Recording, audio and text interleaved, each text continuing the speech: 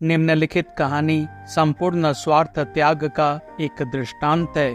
कुरुक्षेत्र के युद्ध के बाद पांचों पांडवों ने एक बड़ा भारी यज्ञ किया। उसमें निर्धनों को बहुत सा धन दिया गया। सभी लोगों ने उस यज्ञ की महत्ता एवं ऐश्वर्य पर आश्चर्य प्रकट किया और कहा कि ऐसा यज्ञ संसार में इसके पहले कभी नहीं हुआ था। यज्ञ के बाद उस स्थान पर एक छोटा सा नेवला आया। नेवले का आधा शरीर सुनहला था और शेष आधा भूरा। वह नेवला उस यज्ञ भूमि की मिट्टी पर लौटने लगा। थोड़ी देर बाद उसने दर्शकों से कहा, तुम सब झूठे हो, यह कोई यज्ञ नहीं है। लोगों ने कहा, क्या तुम कहते क्या हो, यह कोई यज्ञ ही नहीं है। तुम जानते हो इस यज्ञ में कितना खर्च हुआ है, गरीबों को कितने हीरे जवाहरात बांटे गए हैं, जिससे वे सब के सब धनी एवं खुशहाल हो गए हैं। यह तो इतना बड़ा यज्ञ था कि ऐसा शायद ही किसी मनुष्य ने किया हो। परंतु नेवले ने कहा, सुनो, एक छोटे से गांव में एक निर्धन ब्राह्मण रहता था। साथ थी उसकी स्त्री, पुत्र और पुत्रवधू। वे लोग बड़े गरीब थे।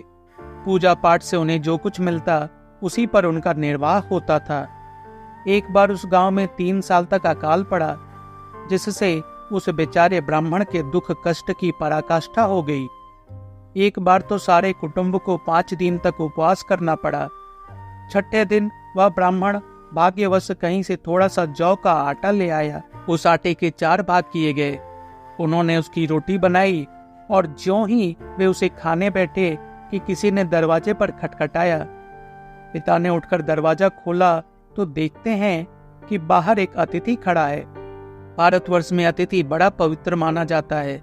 वह तो उस समय के लिए नारायण ही समझा जाता है और उसके साथ तद्रुप व्यवहार भी किया जाता है। अतः उस गरीब ब्राह्मण ने कहा, महाराज पधारिए, आपका स्वागत है। और उसने अतिथि के सामने अपना भाग रख दिया। अतिथि उसे जल्दी ही खा गया और बोला, अरे आपने तो मुझे और भी मार डाला। मैं 10 दिन का भूखा हूँ और भोजन के इस छोटे टुकड़े ने तो मेरी भूख और भी बढ़ा दी। तब स्त्री ने अपने पति से कहा, आप मेरा भी भाग दे दीजिए। पति ने कहा, नहीं, ऐसा नहीं होगा। परंतु स्त्री अपनी बात पर अड़ी रही और कहा, यह बेचारा गरीब भूखा है, हमारे यहाँ आया है। गृहस्थ की हैसियत से हमारा यह धर्म है कि हम उसे भोजन कराएं। यह देखकर कि आप उसे अधिक नहीं दे सकते, पत्नी के नाते मेरा यह कर्तव्य है कि मैं अपना भी भाग उन्हें दे दूं। ऐसा कह उसने भी अपना भाग अतिथि को दे दिया। अतिथि ने वह भी खा लिया और कहा, मैं तो भूख से अभी भी जल रहा हूँ। तब लड़के ने कहा, आप मेरा भाग भी ले लीजिए, क्योंकि पुत्र का यह धर्म है कि वह पिता के कर्तव्यों को पूरा करने में उन्हें सहायता दे। अतिथि ने वह भी खा लिया, परंतु फिर भी उसकी तृप्ति नहीं हुई। अतएव बहू ने भी उसे अपना भाग दे दिया।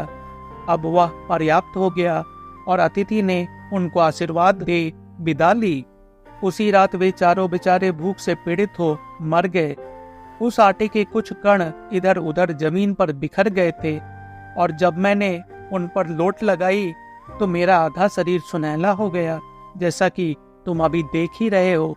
उस समय से मैं संसार भर में भ्रमण कर रहा हूँ और चाहता हूँ कि किसी दूसरी जगह भी मुझे ऐसा ही यज्ञ देखने को मिले, परंतु वैसा यज्ञ मुझे कहीं देखने को नहीं मिला।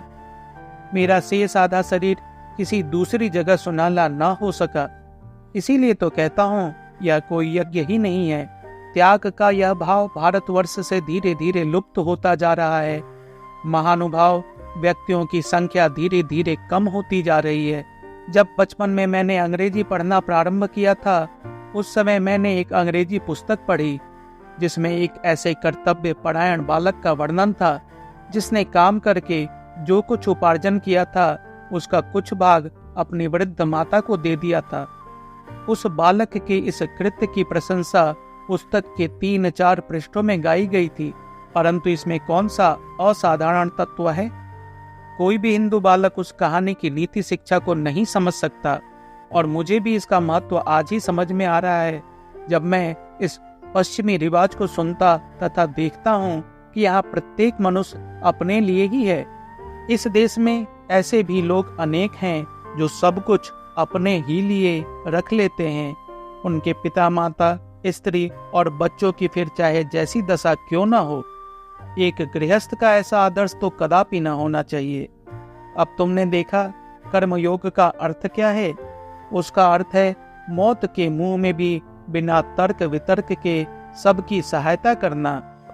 भले ही तुम लाखों बार ठगे जाओ, पर मुंह से एक बात तक न निकालो। और तुम जो कुछ भले कार्य कर रहे हो उनके संबंध में सोचो तक नहीं। निर्धन के प्रति किए गए उपकार पर गर्व मत करो और न उससे कृतज्ञता की ही आशा रखो, बल्कि उल्टे तुम ही उसके कृतज्ञ हो, यह सोचकर कि उसने तुम्हें दान देने का एक अवसर दिया। अतएव यह स्पष्ट है कि एक आदर्श सन्यासी होने की अपेक्षा एक आदर्श गृहस्थ होना अधिक कठिन है। यथार्थ कर्ममय जीवन, यथार्थ त्यागमय जीवन की अपेक्षा यदि अधिक कठिन नहीं तो कम से कम उसके बराबर कठिन तो अवश्य ही है।